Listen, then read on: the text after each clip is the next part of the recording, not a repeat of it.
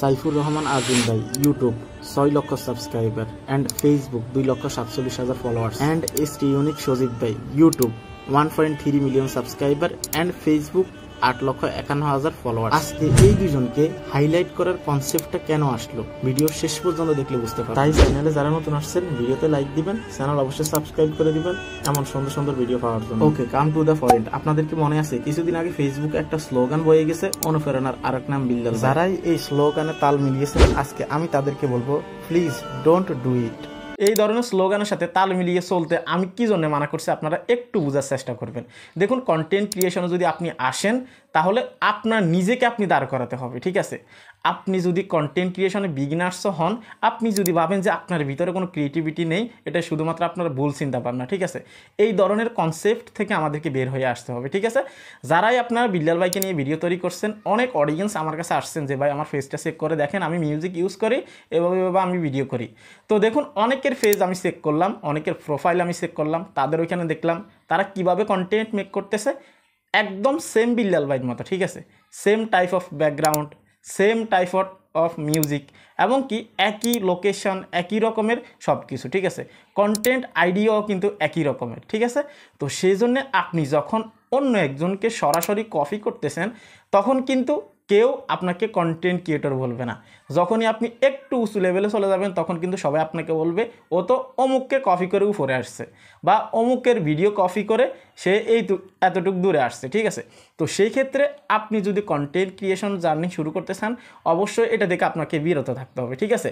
আপনি যদি ভাবেন যে আপনি কন্টেন্ট ক্রিয়েশনে আসার পর থেকে শুধুমাত্র আপনার অনুপ্রেরণার মানুষ আছে বা আপনার অনুপ্রেরণার মতো কন্টেন্ট ক্রিয়েটর বা ইউটিউবার আছে, এটা আপনার ভুল ধারণা। সবারই কিন্তু কেউ না কেউ অনুপ্রেরণা জাগায় সবার ভিতরে, এমনকি এই অনুপ্রেরণাটা যদি মানুষের ভিতরে না জাগতো, মানুষের যদি মোটিভেট না হতো তাহলে কিন্তু কেউ ফেসবুক অথবা ইউটিউবে কিন্তু আসতো না, ঠিক আছে?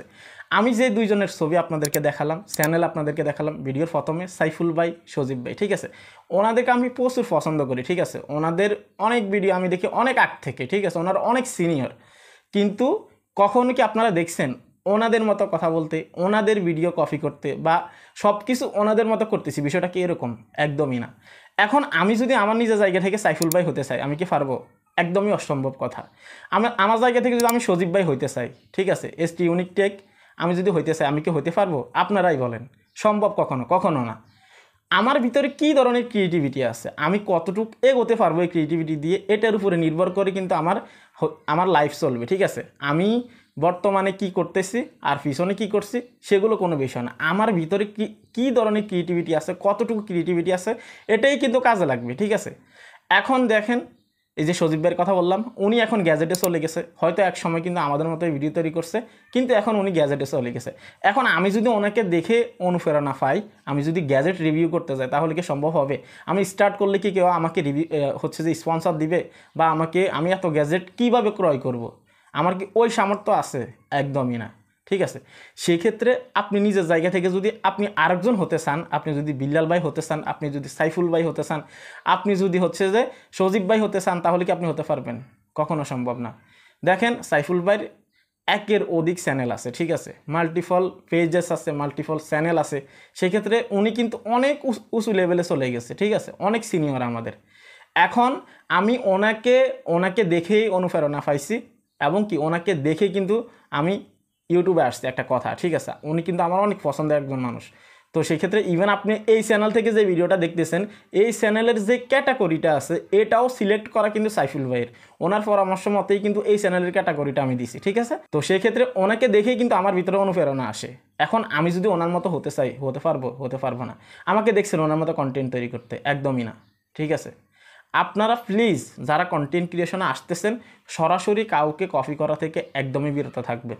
আপনার নিজেকে দিয়ে কি সম্ভব হবে আপনি শুধুমাত্র এটা চিন্তা করবেন, আপনি কি করতে পারবেন, আপনার কিসের উপরে অভিজ্ঞতা আছে, জাস্ট এটা দেখবেন। আপনি এখন স্টার্ট করলেন, আপনার মনে হলো যে না আসলে সফল হই নাকি না হই কোনো গ্যারান্টি নেই, আপনি স্টার্ট করে দিলেন, আপনি 1 মাসের ভিতরে সফলতা পেয়ে যেতে পারেন, এমন গ্যারান্টি আছে, ঠিক আছে?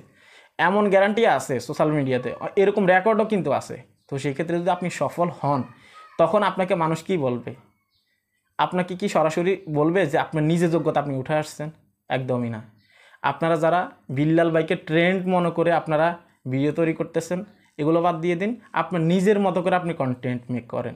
ইভেন আপনাদের অনেকের কমেন্ট বক্সে আমি দেখি অনেকে আপনাদেরকে বাজে কমেন্ট করে, বাজে কথা বলে। সেক্ষেত্রে দেখুন ভাই, আপনার নিজের জায়গা থেকে যদি আপনি ভালো একটা কিছু করার চেষ্টা করতেন, সেক্ষেত্রে এই কথাগুলো আপনাকে শুনতে হতো না। ঠিক আছে? তো অবশ্যই আমার অডিয়েন্স যারা আছেন, বিশেষ করে আমি আপনাদেরকে অনুরোধ করব, আপনারা কখনোই এমন কোনো কাজ করবেন না যেটার জন্য আপনি ভবিষ্যতে পস্তাতে হয়। ঠিক আছে? এখনই ঠিক করুন, যদি এগুলো থাকে আপনার নিজেকে দিয়ে অনেক কিছু সম্ভব 100%। শুধু আপনার ক্রিয়েটিভিটিটাকে আপনি নিজেকে তোলেন। ঠিক আছে? এই ছিল কমপ্লিট ভিডিও, আর কথা বাড়াবো না। জাস্ট আপনাদেরকে মোটিভেট করার জন্য আজকের এই ভিডিওটা। ঠিক আছে? সবারই কিন্তু কেউ না কেউ অনুপ্রেরণা জাগায় সবার ভিতরে। ঠিক আছে? তাই বলে সরাসরি কপি করা যাবে না। তো ভালো থাকবেন, আজকে এখানে বিদায় নিচ্ছি। আল্লাহ হাফেজ।